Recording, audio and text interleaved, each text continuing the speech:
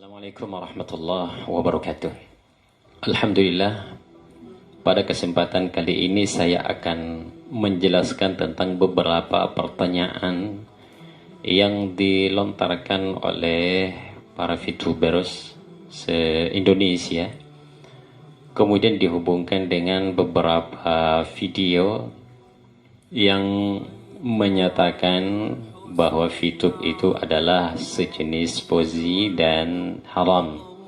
Itu tulisan YouTubers ya, itu tulisan YouTubers. Saya ingin menjelaskan dari dasar tentang VTube. Yang disajikan di VTube itu adalah iklan. Bedanya antara VTubers dengan YouTubers, kalau YouTubers yang dibayar adalah yang membuat konten. Kalau VTube yang dibayar adalah penonton, disebut VTubers. Dari mana asalnya tentang uang yang dibayarkan kepada penonton? Yang disajikan ini adalah iklan. Saya mengambil contoh yang sering kita lihat. Salah satu stasiun TV, saya sebut saja namanya TV One. Di stasiun TV itu tentu ada iklan yang disajikan. Di antaranya mungkin ada air mineral, ada sejenis kopi. Maka untuk ditampilkan di TV One, maka tentu perusahaan mineral tersebut bayar kepada stasiun TV tersebut. Kemudian diambillah karena sesuai dengan akad tanda tangan. Sama seperti VTube yang disajikan ini, ada sampo, ada sejenis kopi, ada KFC, ada Starbucks, ada motor, ada jam tangan, ada Megami, ada makanan-makanan lainnya. Maka tentu perusahaan-perusahaan semua ini membayar kepada VTube karena ingin ditampilkan iklannya. Maka VTube dengan hasil pembayaran tadi itu membagi hasil kepada VTubers atau penontonnya. Asalnya ini uang dari sini. Asalnya uang dari VTube, dari pembayaran tadi perusahaan tersebut yang ingin diiklankan perusahaannya di VTube. Maka akadnya jelas ya. Dasar mengambil uangnya jelas. Kemudian dibayar dengan view point. View point. Poin tersebut di dalam aplikasi VTube itu adalah mata uang digital. Maka poin itu tentu berharga. Sama kalau kita dari Indonesia ingin ke Makkah, maka kita tukar dulu uang kita menjadi real, baru kita belanja karena mata uang di sana. Orang Arab, orang Eropa datang ke Indonesia ingin belanja di Indonesia, maka tentu ditukar dulu dengan uang rupiah karena mata uang Indonesia adalah rupiah. Kemudian mata uang digital di HP kita namanya poin. Apa itu poin? Saya mengambil contoh ya, saya angkat saja nama Telkomsel karena memberikan terbaik, kita berikan jempol kepada Telkomsel. Saya pernah mendatangi Grafari dengan urusan ingin memperbaiki nomor HP saya yang sudah lewat masa tenggangnya, ingin diaktifkan kembali. Setelah diaktifkan, ternyata salah satu karyawan dari Grafari tersebut menyapa saya dengan mengatakan, "Pak, bisa saya lihat poin di HP-nya?" Maka saya perlihatkan. Ternyata setelah beliau cek, ada 200 poin lebih di dalam HP saya, di nomor Telkomsel saya. Maka karyawan tersebut langsung menawarkan, "Pak, kalau kita mau tukar poinnya, maka poin ini berharga." Saya bilang, "Iya, bisa." Dia bilang bisa. Maka dia tukar. Kemudian pada saat itu juga alhamdulillah setelah penukaran poin, saya diberikan 2 liter minyak goreng.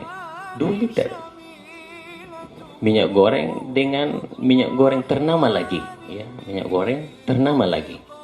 itu 2 liter. Itu berarti mata uang digital pada poin tersebut. Berarti poin itu berharga. Sama dengan yang kita kumpulkan. Yang kita kumpulkan ini adalah poin mata uang digital.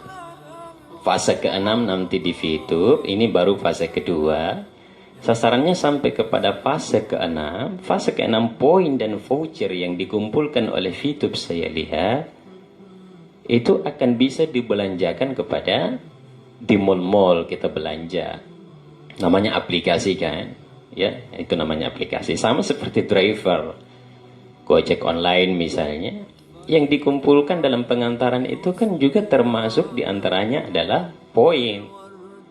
Poin yang kita kumpulkan, kita transfer poin itu, masuklah di rekening kita rupiah. Itu harganya poin. Harga inilah yang disebut dengan view poin. Maka jangan khawatir jika ada poin di aplikasi kita, itu sangat berharga. Itu sangat berharga. Cenderung naik harganya, bisa turun tapi cenderung naik. Itu namanya poin. Satu view point saya lihat di VTube itu harganya $1. Itu satu dolar. Kemudian di bisnis VTube itu ada yang menyampaikan tentang keharamannya. Tapi perlu saya sampaikan bahwa saudara kita yang menyampaikan tadi bukan mengatakan haram, tapi menyampaikan sejenis. Ozi ada sejenis gois. Bila menyampaikan seperti itu, kita pernah dengarkan videonya. Kemudian ditanyakan oleh salah satu VTuber, salah satu mitra dari VTube itu. Saya dengar anggotanya ada 500 orang. Mestinya yang menanya tadi melakukan pertanyaan, maka pertanyaannya harus jelas. Ternyata yang dia tanyakan itu ada satu kesalahan besar. Maka tentu jawabannya juga mengarah kepada kesalahan. Pertanyaannya adalah jika poin tersebut itu dikumpulkan, kemudian kita ingin jual, pernyataannya adalah yang membeli poin tersebut itu adalah e-commerce kita, ada di bawah kita. Artinya di bawah mitra baru kita yang ada di bawah kita langsung. Ini adalah pernyataan yang salah. Yang membeli poin tersebut ini adalah mitra, seluruh mitra yang ada di Indonesia, yang bukan cuma di bawah jurusan kita ke bawah. Dan ini adalah kesalahan. Maka tentu jawaban yang disampaikan oleh saudara kita, tentu jawabannya juga salah. Kemudian yang menjawab pertanyaan kita tadi adalah saudara kita, bukan kita ingin menjelekkan, kita hanya ingin meluruskan. Mestinya memang yang melakukan pertanyaan tersebut itu adalah salah satu leaders yang sudah terkenal. Karena kan kita tahu sama-sama kan, idza ja'akum fasikum binaba'in fatabayyanu. Jika datang kepadamu tentang kefasikan, maka perjelaslah. Yang penanya tadi baru punya member, saya lihat ada lebih 20 orang dan seluruh membernya ada sekitar 500 orang. Di VTube dengan jumlah member tersebut 500 orang, itu baru dasar. Sebenarnya belum pantas untuk melakukan pernyataan dan pertanyaan, apalagi mengarah kepada menjatuhkan satu perusahaan sampai mengatakan mengharamkan. Bahasa YouTubers tadi itu mengatakan fauzi dan haram, bukan pernyataan ustadznya. Bukan pernyataan ustadznya. Tapi kalau tadi pembicara bermaksud untuk mengatakan haram, mestinya harus bertanya dong kepada leaders yang ada di atas, yang sudah mungkin puluhan dan jutaan orang mitra yang ada di bawahnya. Karena kan kita sudah dipengaruhi selama ini dengan MLM, marketing. Ingat bahwa semua penjual, pebisnis, pedagang, itu kan cari pembeli. Maka tentu dia harus sponsori orang. Ada yang dimaksud di sini, ada yang disebut dengan sponsor ya. Ada yang disebut dengan sponsor atau referral. A, B, maka B adalah sponsornya. Sama kalau saya misalnya punya travel ya. Saya punya travel, saya punya anggota misalnya atau mitra, saya menyampaikan, kalau Anda bawa yang mendaftar ke travel saya untuk berangkat umroh 10 orang, maka bagian Anda 1 orang. Itu namanya bonus sponsor. Berhak tidak dibayar? Berhak.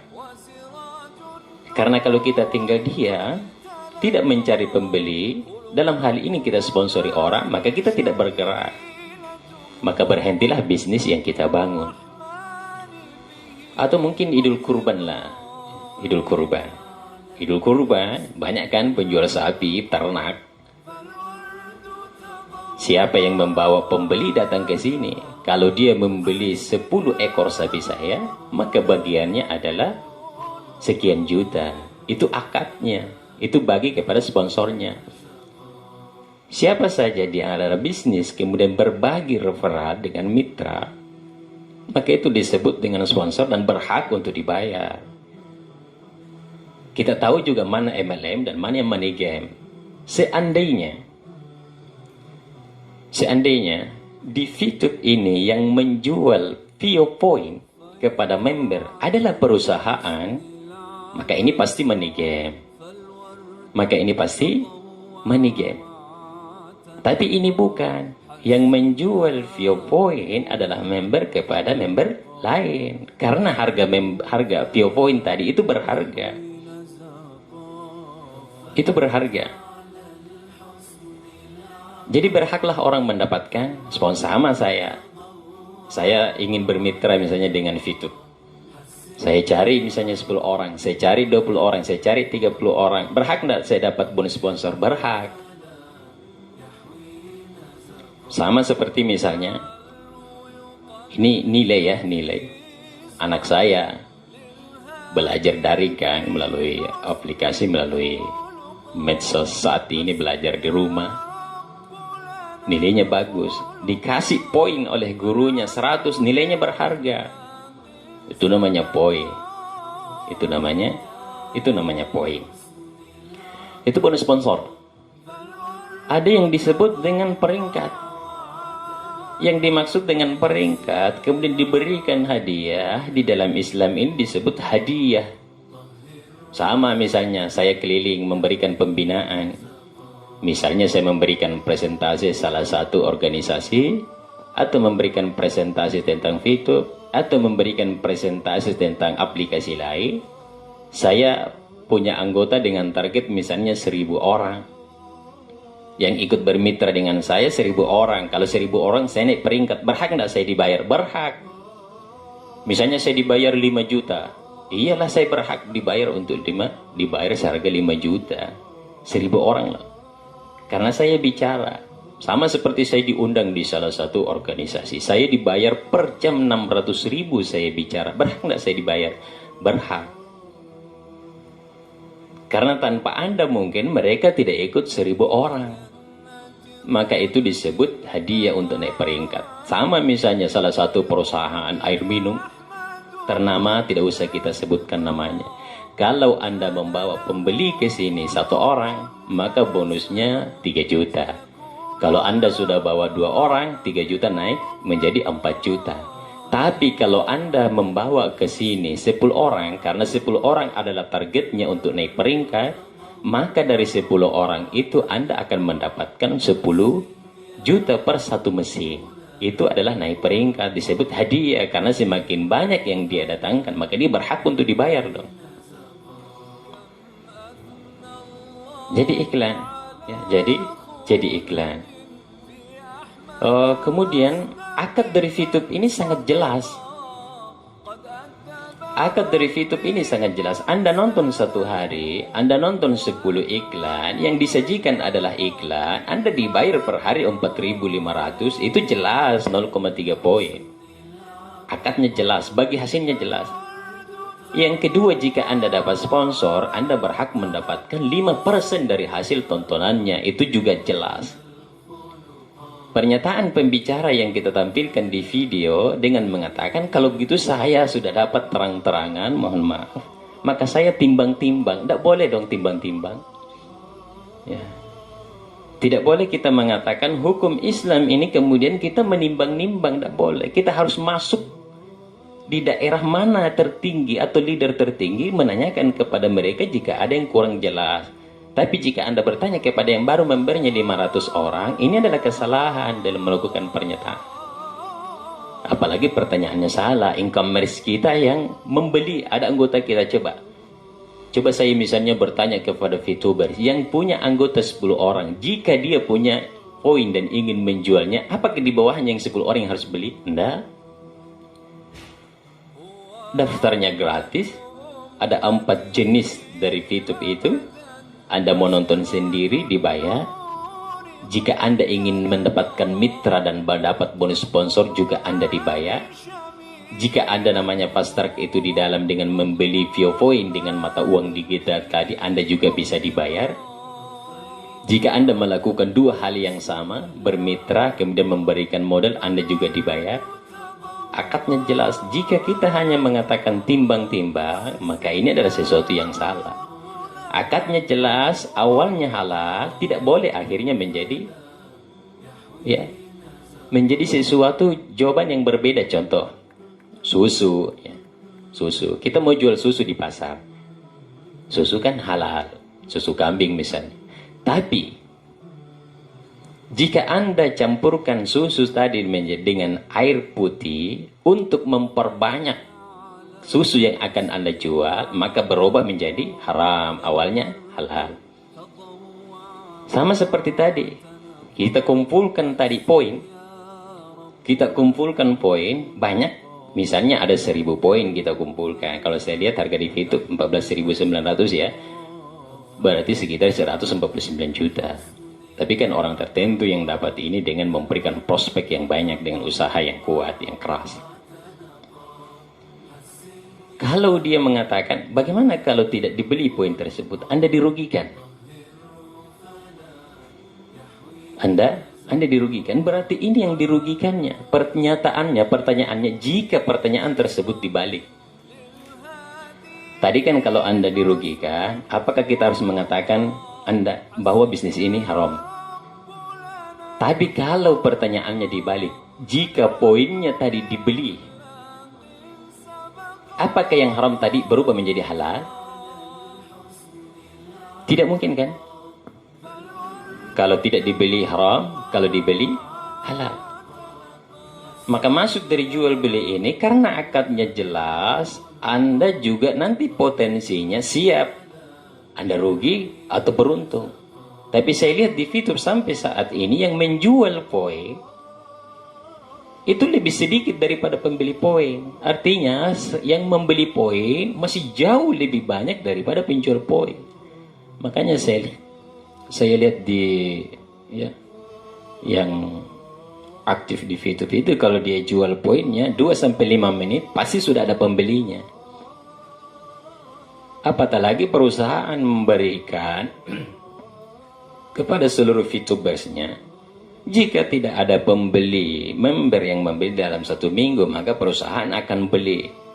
Kenapa perusahaan beli? Karena tadi poin berharga. Tapi saya lihat belum ada yang sampai 1 minggu, 2-5 menit saja dia jual, pasti terbeli. Pasti terbeli. Itu namanya VioPoint. Masuk di VTube itu juga kan tidak dipaksa. Masuk di VTube tidak dipaksa, gratis lagi. Nonton dibayar. Sama kalau saya punya restoran. Di restoran itu ada mungkin sini yang akan saya tampilkan. Anda masuk bayar, atau Anda masuk gratis, atau Anda masuk dibayar. Mana yang kita pilih? Mau bayar, mau gratis, atau Anda masuk memang dibayar. Yang ditampilkan di dalam juga memberikan manfaat.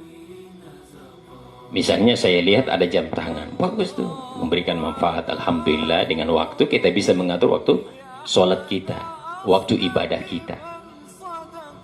Yang selama ini kita mungkin tidak bisa mendapatkan, informasi-informasi, ternyata di situ memberikan informasi terbaru, maka memberikan manfaat. Maka iklan yang disajikan ini memberikan manfaat atau tidak? Kalau memberikan manfaat, itu yang kita tonton, itu yang kita kembangkan. Coba kalau misalnya yang dipertontonkan adalah membuka aurat secara umum, maka tentu tadi sekalipun masuknya kita dibayar, kemudian kita putar dan kita senang dengan iklan tersebut, maka kita mendapatkan dosa.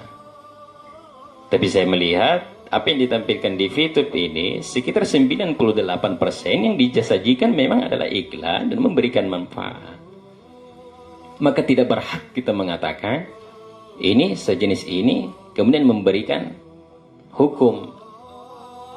Cobalah konsultasi kepada leader tertinggi agar bisa jelas dan diperjelas tentang apa yang ditampilkan ini. Karena ini kan tiba-tiba muncul videonya kemudian disajikan secara umum, maksudnya apa? Kalau maksudnya ingin mengeluarkan seluruh anggotanya, silahkan disampaikan. Kalau maksudnya ingin memberikan hukum, silahkan disampaikan dengan baik. Tapi kalau maksudnya YouTubers tadi ingin supaya videonya laku, gimana mereka? Maka perlu ditabayun, perlu diperjelas akadnya seperti apa. Jangan tiba-tiba ada videonya kemudian YouTubers mengatakan ini haram. Itu tidak boleh dong. Coba kalau misalnya YouTube mengambil satu langkah hukum, maka tentu ini adalah pencemaran nama baik. Maka kita tidak berhak. Sama saya mengambil contoh ya, saya mengambil contoh. Waktu saya diperkenalkan ini kan saya langsung berpikir positif bahwa orang pasti sukses kan. Tapi saya tidak langsung mengatakan bahwa YouTube ini halal, enggak. Tantangan pertamanya ada sama keluarga saya. Mohon maaf, saya sebut saja namanya istri saya. Saya tawarkan, dia tidak terima. Kenapa? Takutnya nanti yang dipertontonkan itu adalah iklan yang membuka aurat. Atau misalnya dia sejenis syubhat atau sejenis haram. Tapi saya tidak berhenti di situ. Kita dengarkan leader-leader, kita diperdengarkan seperti ini.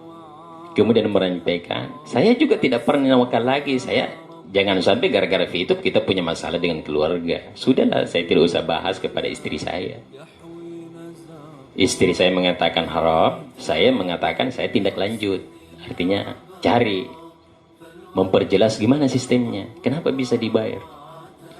Terus lama sampai berbulan-bulan, dan baru beberapa hari istri saya justru dapat dari orang lain penjelasannya di medsos yang lain. Oh, ternyata ini dasarnya. Ini yang selama ini diperdebatkan. Jadi tantangan saya ada sama keluarga saya. Mungkin tantangan Anda ada kepada mitra Anda. Sama kalau Anda melihat video dengan mendapatkan ini, maka ini adalah tantangan Anda. Anda lanjut atau tidak? Anda teruskan atau tidak? Anda mau sukses atau tidak? Sebenarnya dari video tersebut, boleh jadi juga video tersebut itu menyampaikan hal yang sederhana, tapi kita sebagai VTubers, kita sebagai orang yang ingin bermitra, cara menangkap penjelasan tadi juga salah. Saya angkat ya, saya tidak menjatuhkan ulama kita, ulama besar kita, rahimahullah, Imam Syafi'i kan. Di sisi lain ada pendapat yang mengatakan ini kan tidak pernah dilakukan Imam Syafi'i. Tapi murid yang lain mengatakan ini pernah dilakukan oleh Imam Syafi'i. Kalau kita cari dasarnya, bukunya Imam Syafi'i, dia tidak pernah melakukan hal itu, bahkan dia tidak menganjurkan melakukan itu. Tapi kan ada yang mengatakan ini pendapat Imam Syafi'i, boleh dilakukan. Kenapa bisa seperti itu? Karena muridnya juga berbeda-beda. Ada kemampuannya 100%, ada kemampuannya 50%, ada kemampuannya 30%. Sama seperti yang melakukan pertanyaan ini. Mungkin kemampuannya yang sudah beberapa bulan ya, berapa ya? 2 bulan atau 3 bulan ya?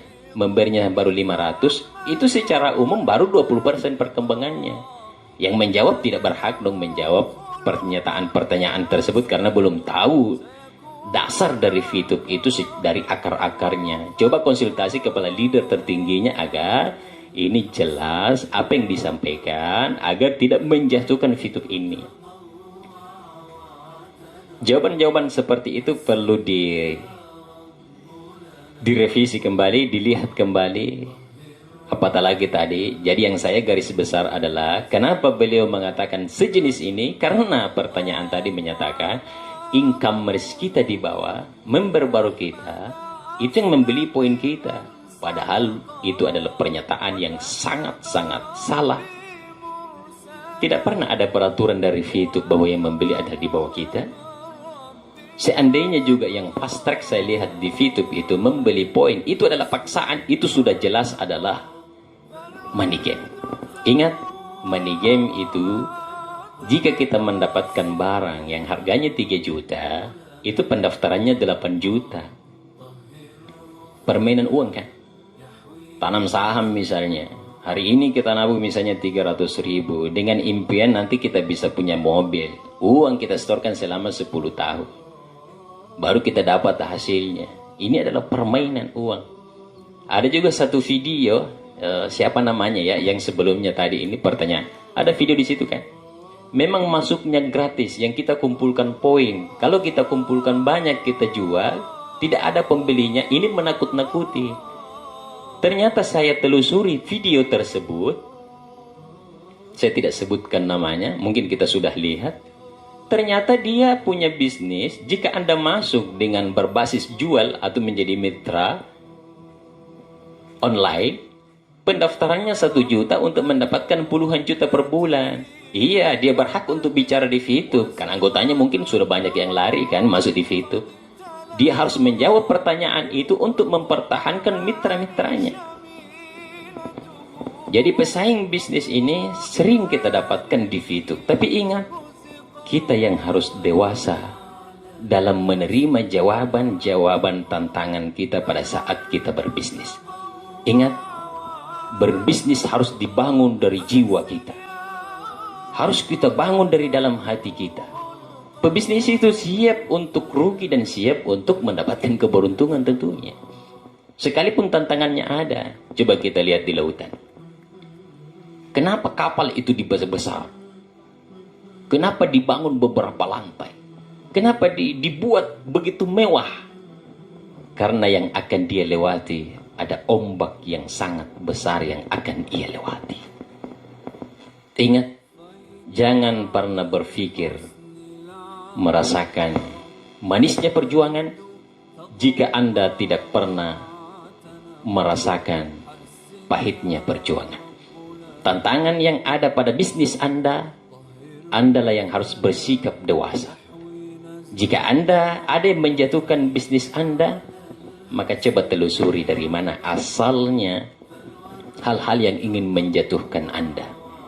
Karena disitulah tantangannya. Ingat, itu tidak ada paksaan. Anda masuk, silahkan. Cintai bisnis Anda, karena dengan kecintaan terhadap apa yang Anda lakukan adalah tanda kesuksesan di dalam bisnis Anda. Terima kasih. Semoga menjadi penguat untuk Anda, dan semoga Anda semua bisa sukses bersama-sama dengan niat ingin sukseskan orang lain. Demikian, Assalamualaikum warahmatullahi wabarakatuh.